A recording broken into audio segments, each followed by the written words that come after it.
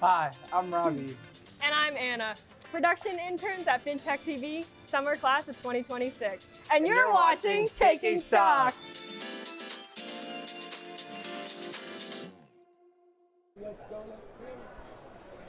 2 minutes to go here into the closing bell on this incredible afternoon of Thursday, July 2nd. This is no average show and no average day down here on the trading floor of the New York Stock Exchange. Welcome one and all to this very historic broadcast of Taking Stock. I'm your host today, JD Durkin, here in celebration of America 250, the 4th of July holiday, and so much more. Who better to get his take on what happened with the markets today and the great Peter Tuchman. Happy birthday, America. Let's go. What did you see here for the markets? Relatively flat price action to the close, but overall, your take on the day? Look, it was a hard day to really break down. We had a lot of volume, we were big to buy, we were big to sell all throughout the afternoon.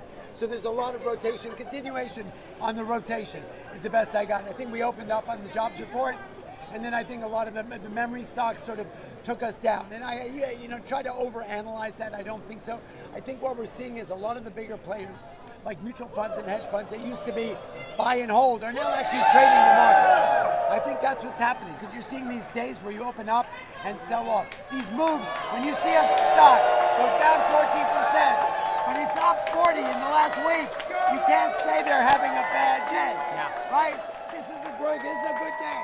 Absolutely is. I look at this as a good day. Let's look at the nooks and crannies. It's a great day and a great holiday. Peter Tuchman, thank you for being here. It is It's time now for the closing bell.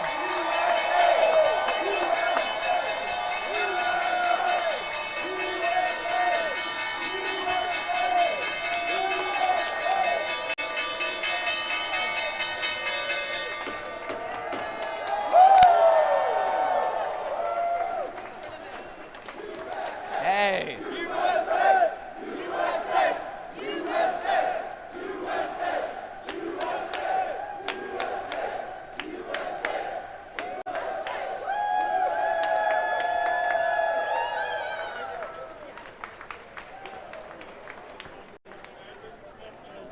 And there you have, listen, when you host a show like this and you got a crowd like this today, you know when to keep quiet and let the crowd do the work. Your final tail of the tape on this Thursday, July 2nd, ahead of the 3-day 4th of July holiday. The S&P 500 negative territory just fractionally. The Dow, however, surging once again on the session to a fresh all-time high in positive territory, 1.1%. The New York Stock Exchange Composite Index having a strong tape, up 0.9, and the small caps, the Russell 2000, in the red, 0.5%. Let's bring in our first guest of the broadcast, our good friend Eric Criscolo, market strategist here at the big board. My man, I mean, what a day. Look at all this. Look at What this crowd a closing here. bell. I mean, you and I have been here for thousands of closing bells. Never quite seen anything like this. Grateful for you to here to kick off the show with us today. Happy to be here, especially in front of this amazing crowd on this almost July 4th. It's just incredible. Yeah, it's an incredible weekend here in New York and across the country. Let me get your take first and foremost. Jobs report, lighter than expected, 57,000. That's the top line print. Unemployment falling down, however, to 4.2%, maybe something in this report for everyone. Are you surprised with the market's reaction, especially this midday reversal for the S&P from green to red? Yeah, I mean, it was a weaker jobs report, still showing job gains, but definitely coming down from where we were before. Previous months were revised lower as well. So it definitely was not a strong jobs report, but, overall you saw that yields came down, especially the 2-year yields. So maybe people taking off, going from 2 rate hikes, maybe 1 rate hike, we'll see. But, I don't think it really changes the calculus for the Fed just yet. We still have to wait and see what the task forces that Warsh is going to kind of send out, what they have to report back. But, I just think that it still shows that the labor market is relatively okay, that the economy is doing relatively well. And what we're seeing in the stock market, though, is violent rotations and complete changes in what investors are flowing into and out of. So let's talk about some of that rotation, because for many years, of course, the heavy lifters were the so-called Magnificent Seven tech stocks. Maybe now a little bit more like the Lag 7. We are seeing rotation into other parts of the S&P 500 that are more inclined to do the heavy lifting. Hey, we're still basically at all-time highs, maybe not necessarily led by the same names that got us here. Yeah, this was an interesting week because it was, the end of June into July. It was the end of 2Q into 3Q. It was the end of first half and the second half. So you saw pretty much like right at that line of demarcation, things changed where the semiconductor names, the memory names, the DRAM ETF which led up until that point, sold off very quickly July 1st, July 2nd. And then you saw some of those hyperscalers, the big names, the Amazon, the Alphabets, the Meta, just ripped higher this week. And so they had lagged earlier. People were worried about they were spending so much money on CapEx, hundreds of billions of dollars. And now, a bunch of news flow coming out, Meta may be selling some of that excess compute. That kind of helped the hyperscalers. You saw the other names sell off.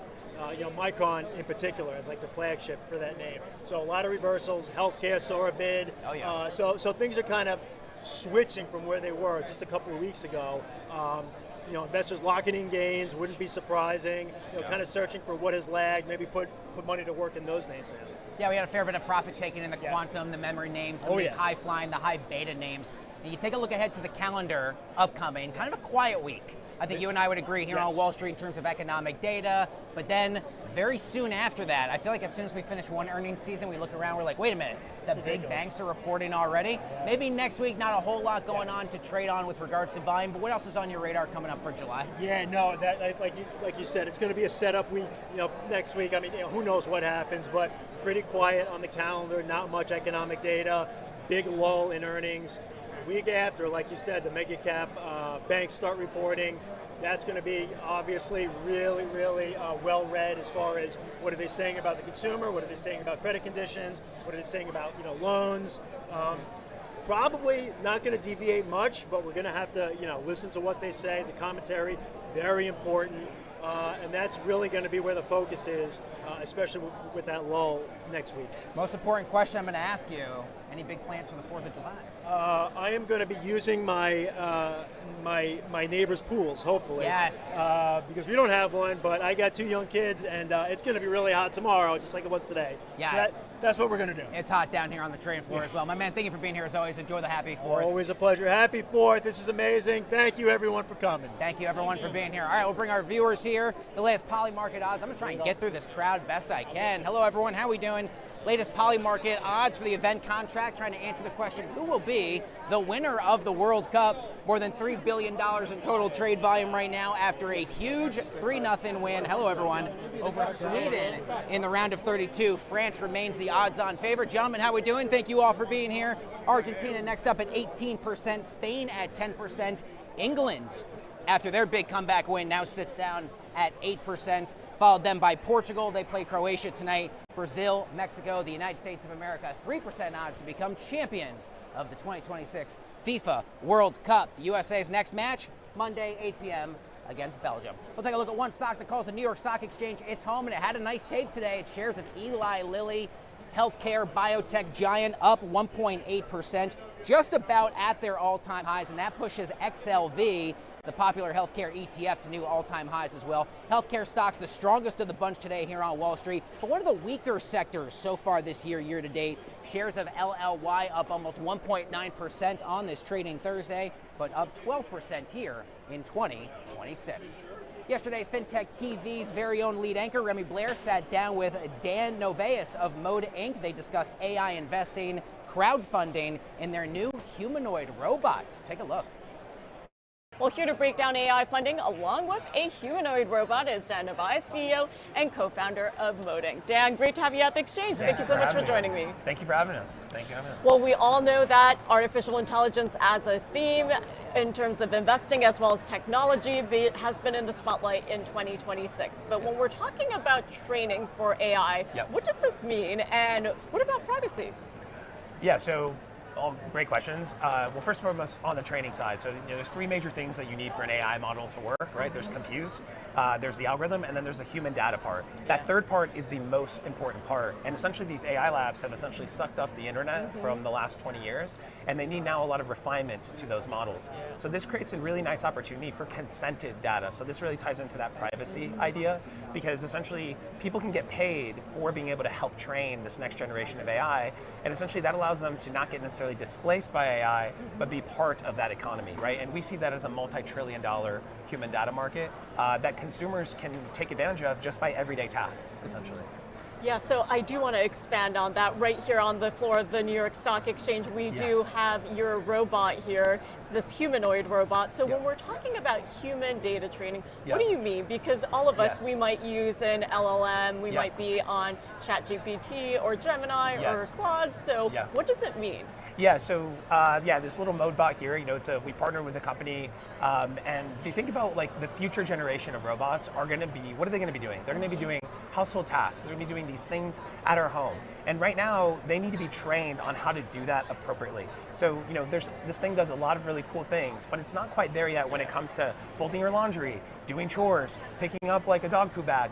And so the opportunity is, in order how you can train that is by taking content and videos. So people can use their smartphones simply by doing everyday household chores. This is the same thing that's happening in the AI space for the Geminis and the OpenAIs of the world to get like an agent made, So these labs need refinement data, and that means necessarily new data. And so one of the things that we're really focused on is really allowing those consumers to get rewarded for doing that, and that will ultimately help build this next generation of robots, and people can make thousands, if not tens of thousands of dollars a year by taking part of this movement.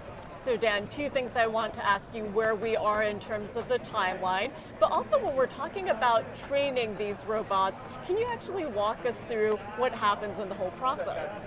Yeah, so there's various ways to go about it. There's companies like manufacturing companies right now where people are literally taking these little prompters on their head, right, these gloves that you can kind of feel, so that essentially that then goes into an algorithm so it can learn essentially, and the model refines itself, like what is good, what is bad. It's called refinement learning. The way that we're really focused on it is by allowing consumers to do that, even through their smartphones, right? Because not everyone's going to be at a manufacturing house and so on.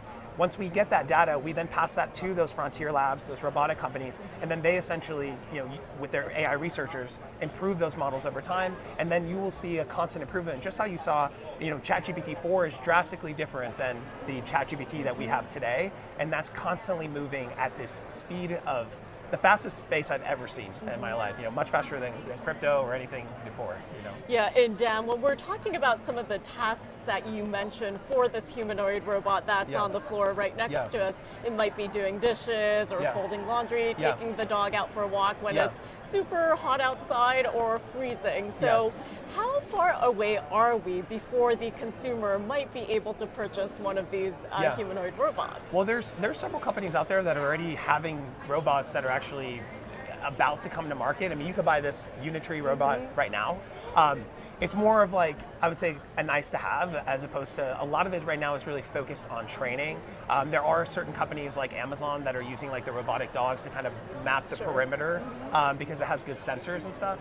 So I think we're probably at least another 5 to 10 years away where you're going to see robots really in every like kind of household, at least like higher end household. And I think that 15 years from now, everyone is going to have one of these. It might be a little bit sooner, but in the meantime, there's still a lot of data that really needs to be inputted into these models to get there, both on the AI agent side and on the robotic side as well. And Dan, for viewers out there who might not be as familiar with some of these AI data labs, where are they and what is the market opportunity right now?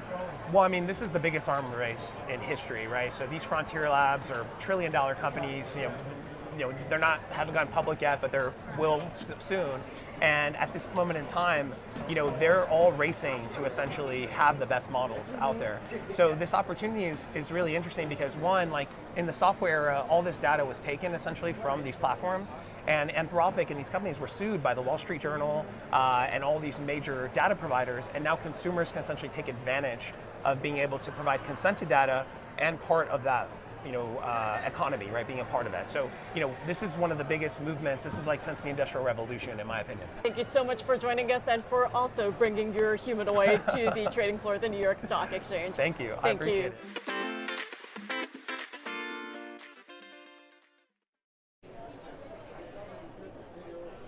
Welcome back to this very special edition of Taking Stock live from the trading floor of the New York Stock Exchange. It is now my honor and my privilege to welcome Admiral Daryl Caudle, U.S. Chief of Naval Operations, to the trading floor of the big board and on to today's broadcast. Sir, what an honor. Thank you for taking some time for us here today. It's my pleasure. What an honor. What a great day. There's so much to ask you about. First and foremost, the opportunity to ring the closing bell ahead of such an incredible weekend, not just the 4th of July, which is always a reason to celebrate, but America 250. What did the moment mean for you here, sir? Well, I mean, this is such a foundational and iconic spot in New York, and the Navy has such a relationship with New York. It's great to be back, and I just cannot be more proud. You know, we got over 50 countries represented in this International Naval Review to celebrate with us and to honor our birthday. And you're going to get 30 warships, 44 tall ships, so it's just an incredible way to celebrate the 4th. Yeah, this may be a really tough answer for you. Do you have a favorite part of the upcoming weekend you're looking forward to? We got the Class B tall ships, we'll have flyovers, we got the East River, the Hudson River. It is jam-packed for New Yorkers over the next 72 hours plus. Something in particular you're looking forward to? Well, I'm looking forward to hosting the Vice President of the United States on board the USS Kearsarge with the Acting Secretary of the Navy, and allowing him to see all these countries in a parade and review in the Hudson pass honors to the United States Navy. It's going to be a special day.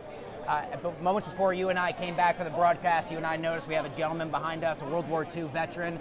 This training floor right now is packed with men and women in uniform. Many of them are veterans. What goes through your heart and mind, sir, on a day like today when you look out, see so many of your colleagues that you've served alongside? Well, I think I can't lose sight of the fact that it is our Navy that protects our sea lines of communication, ensures a free flow of commerce, and enables this market, this incredible place, the New York Stock Exchange, to do what it does every day. We enable that. And with all the things that are done here, you enable us to have a Navy. So it's this great circle that's just such a magical thing here in our country. What would you want more Americans to be aware of about what it takes to honor men and women in uniform, their sacrifice, especially the Navy, not just the 4th of July weekend, not just for America's 250, but every day of the year as Americans? So you're talking less than 1% can qualify to join our armed forces. A smaller percentage join the Navy because that's across the whole joint force. I'd want them to be thankful that they do this voluntarily. They don the cloth of the nation. It's service. They do something that's bigger than themselves, and they decided to actually serve in our armed forces. That's special. It's deserving of their thanks. And when you reach out and you see a veteran, or you see somebody in active duty, I think it's a tribute to come out and thank them for it. Can you talk to me a bit about the significance of shipbuilding, both today as well as for the future of the U.S. Navy, Admiral?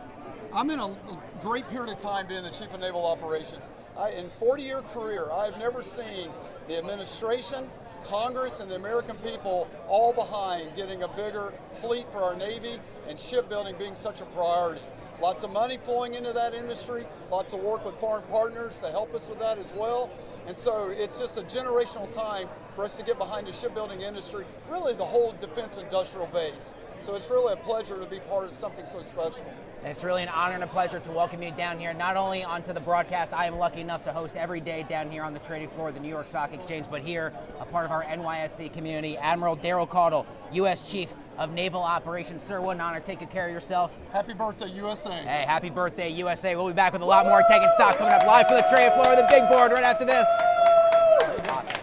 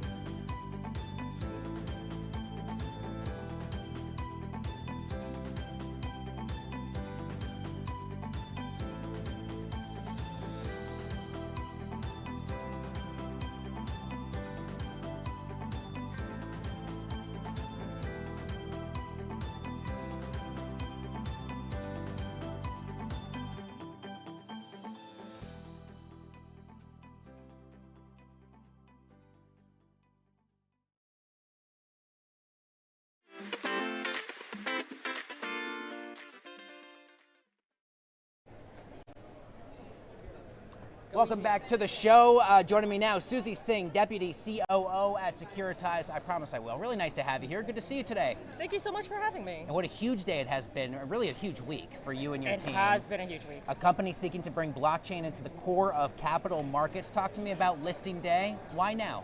Why now? Because it's the right time. I mean, what are we talking about every day when we're seeing the media and seeing the news? We're talking about tokenization, something Securitize has been building on for the last 8 years, that we've had a full regulatory stack ready to go.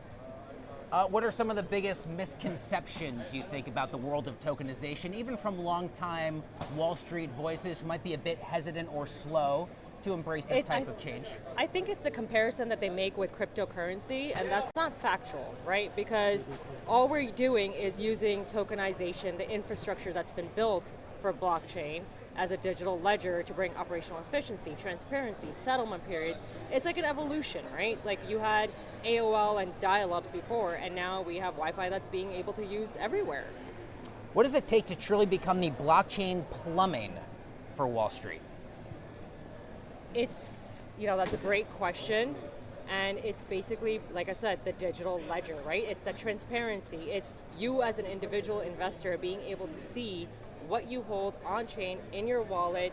You're able to do peer-to-peer transfers. You're able to settle easily. You're able to trade 24/7. It's bringing all of those things using the blockchain technology. What most excites you personally, I wonder, about where not just the technology is now, but the promises or hope, the ambitions you have for where this underlying, even in just the next few years? It's the adoption, right? Every day I see new entities, new asset managers, new banks, new players in the market that are all talking about tokenization. And I just feel Securitize is in the best place to do it because we've been doing it and we've built and we're ready to go and take it to the next step. And we're tokenizing the world. Of course. Now, correct me if I'm wrong, you're also bringing your own common stock onto the blockchain. We're not bringing it, we already brought it. You already brought it, that's true, you already brought it. We already brought it. Our Securitized common stock, day one, is already issued on-chain, and trading is available too. That's a big headline maker on the day when people in financial media have written about today's big listing. What more context under the surface would you want the average would-be reader to learn about what that means and why it's such a great differentiator for your company?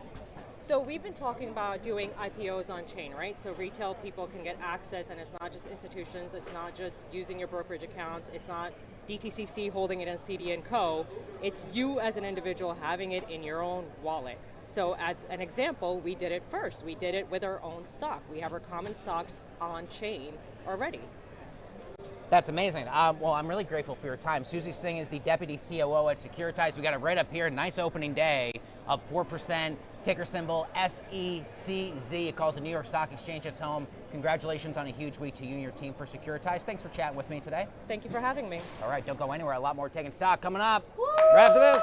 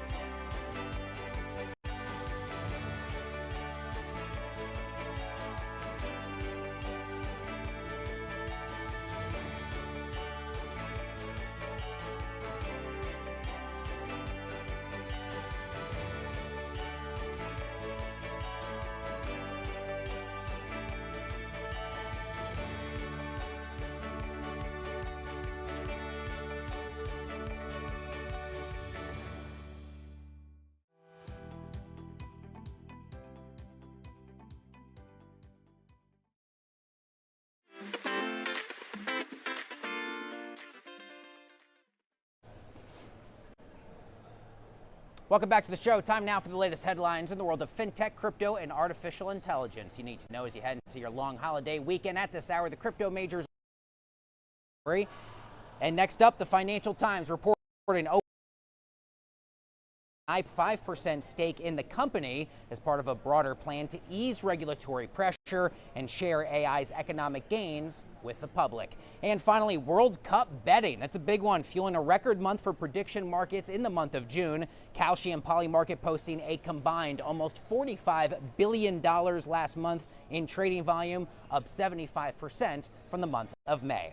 And now Scarlett Sieber from Money 2020 is back with a new edition of Hindsight 2020, where she breaks down important dates in financial history. Take a look.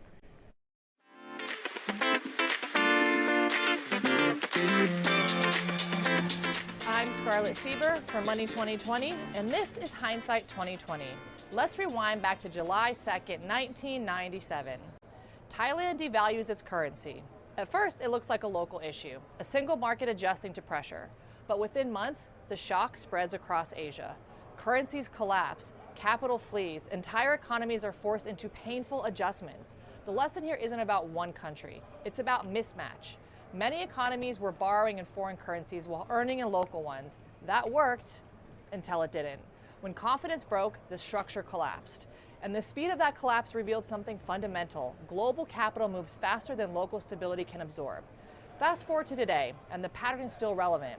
Any system built on mismatches, currency, liquidity, duration, it holds together only as long as the confidence does. The Asian financial crisis wasn't just a regional event. It was a demonstration of how quickly interconnected systems can amplify stress. With that, that is your Hindsight 2020, because when the structure is fragile, it doesn't break slowly. It breaks all at once. And back over to you.